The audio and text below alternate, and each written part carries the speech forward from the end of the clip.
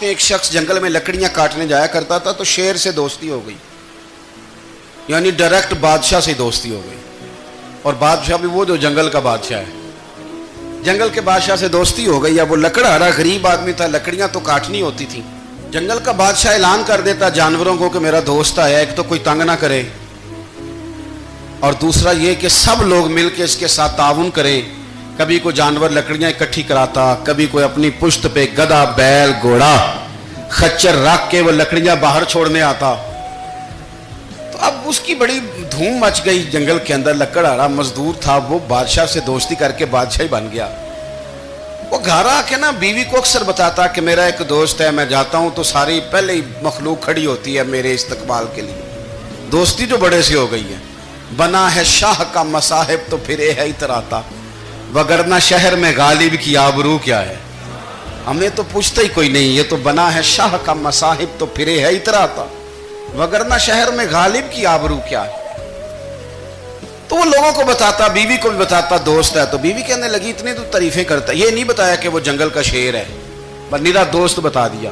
بیوی کہنے لگ گئی کہ تو اتنا جو اس کا ذکر کرتا ہے تو کسی دن بلا نا، بلا کسی دن تاکہ اس کی دعوت کریں۔ اب اس نے پھر نہ اس کو پردے میں رکھا، کیا کہتے ہیں آج کل، سرپرائز دینا ہے، مگر سرپرائز دینا ہے جی، پردے میں رکھا کہ وہ شیر ہے۔ تو وہ بلا لیا گھر۔ اب اس کے لیے کچا گوشت، ظاہر ہے شیر نے کچا گوشت کھانا تھا۔ وہ کہنے لگی پکانا کس طرح کا ہے؟ وہ کہنے لگا جب وہ آئے گا پھر بتاؤں گا۔ اب وہ کچا گوشت 2-3 بکرے ذبح کر کے ڈال دیے۔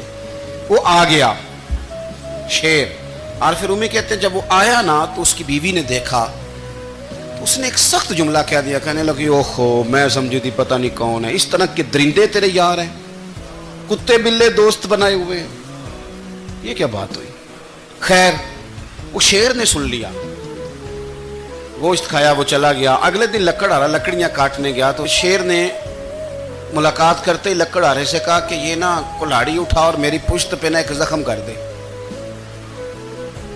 اس نے کہا نہیں میں یہ کام نہیں کرتا، تو میرا دوست ہے۔ اس نے کہا سن بھائی، میں نے پیار سے کہا ہے تو مان جا، ورنہ میں ہوں شیر، میں نے تجھ سے منوا ہی لینا ہے، میں کوئی تکلیف دوں گا مناسب نہیں، تو کر۔